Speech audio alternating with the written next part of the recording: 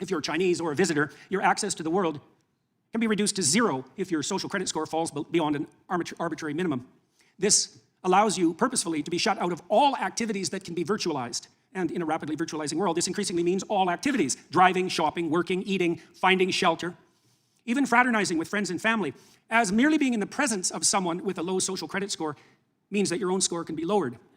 This has also opened up the opportunity for the government to extract slave-like labor from its citizens, so burdened, as the donation of free work to the state still constitute one means by which erring Chinese men and women can increase their score and remain part of human society. This is precisely the payment system most desired by the most.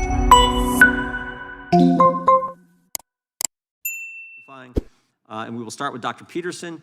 Mr. Peterson, you're recognized for 5 minutes. And thank you again for being here. Yes, well, I would like to start by expressing my appreciation for the privilege awarded to me to testify here today. It really is an honor to be asked to do so. I'm not here to talk about January 6th or about any particular threat, insurrection, or protest, political or ideological, real or imaginary. I'm here to talk about the already extant and expanding collusion of government and corporation in restricting the individual freedom and autonomy upon which the productive, generous, and stable psyche, economy, and state are themselves necessarily founded. I'll begin my comments, therefore, in the most general terms to shed light on the mounting problem. There are now 700 million CCTVs in China under the rule of the Communist Party. The system to which those electronic eyes are attached is the most complete state apparatus of surveillance yet imagined, with the ability not only to recognize faces at a distance, but gait itself when facial features are hidden or obscured. Such capability can and will soon be augmented to the point where the movement of eyes themselves, monitored by high-resolution and intelligent cameras, will soon be sufficient to identify any aware and active party.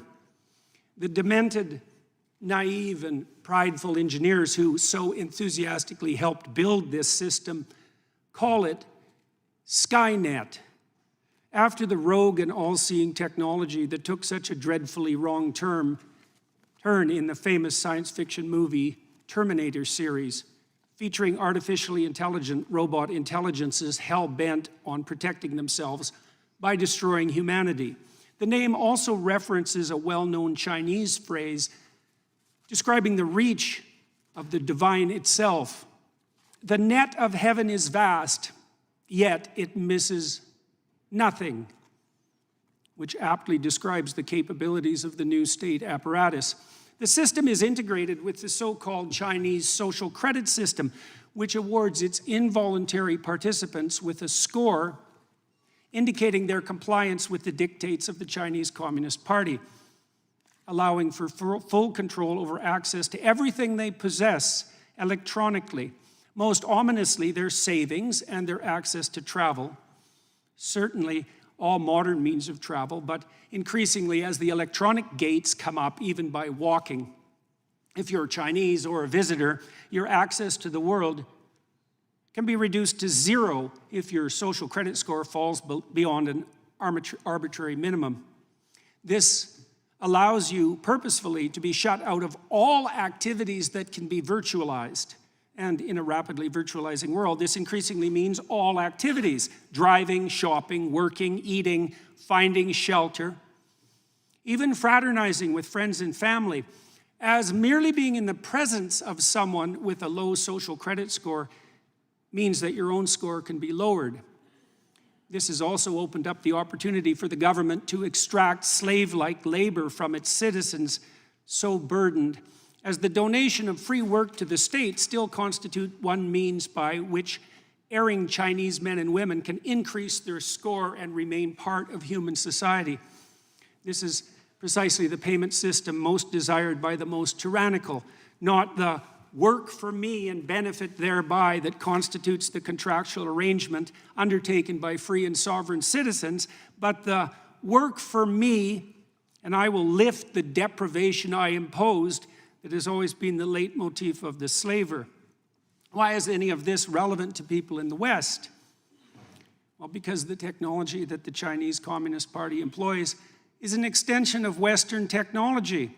Because we already fell prey to the terrible temptation of lockdown employed by that state in the face of hypothetical crisis once and in the very recent past, because we're walking step by step in the same direction, partly because of the hypothetical convenience of universal and automatic recognition of identity, and partly because any problem whatsoever that now confronts us can easily be used to justify the increasing reach of the security and nanny state. It is said that Stone Age people, first confronted with cameras and their resultant photographs by modern anthropologists, objected to having their images captured as they feared the captivity of their souls.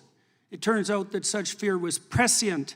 The images that we leave behind while navigating virtual space are such close duplicates of our actual selves that the capture of our essence is at this point all but guaranteed.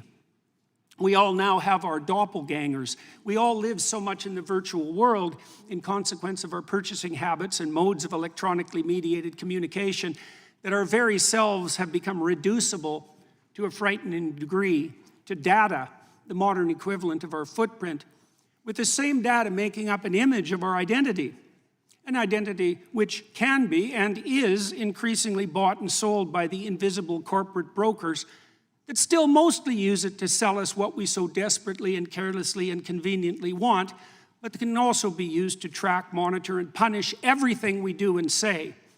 Behavioral scientists facilitate this process with their reprehensible nudging, the practice of pushing people in a given ideologically determined direction by manipulating invisible incentives behind the scene. Corporations track purchasing decisions, developing algorithms that with increasing accuracy track our patterns of attention and action, allowing for the prediction of what might next be most enticing, doing so not only to offer us what we want, but to determine and shape what we need. Governments can and are colluding with these corporate agents to develop a picture not only of our actions, but of our thoughts and words, so that deviation from the desired end can be mapped, rewarded, and punished.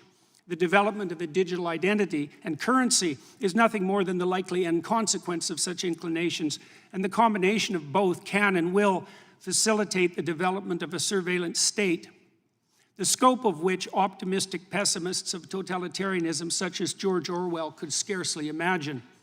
The new AI systems, which are so rapidly emerging, do nothing but increase this danger, providing for the possibility of a super surveillance whose scope exceeds anything that mere unaugmented humans could imagine, while also making it certain that even the perceptions that in the real world shape our attitudes, conduct, and personality can be manipulated to the degree that we will not even be able to see a reality outside which that has been constructed by the superstate, the ultimate fascist collusion between gigantic self-interested corporations and paranoid security-obsessed anti-human governments.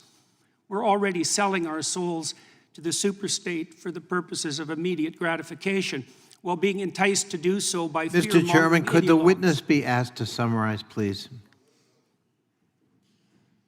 Do I have my 5 minutes, or do I not? Yeah. You've gone over 5 Oh, minutes. I'm sorry. I can certainly. If the witness could summarize, we're always a little lenient with the time. If you could summarize. I'll in take a few 10 more seconds. seconds. Sure. With increasing ability to monitor not only the actual attention patterns and behaviors of its citizens, but to predict those that are most likely, the persecution of even potential crime becomes ever more likely.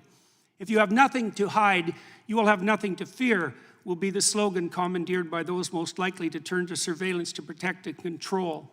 What was the famous Soviet totalitarian joke attributed to Lavrenti Beria, head of the secret police?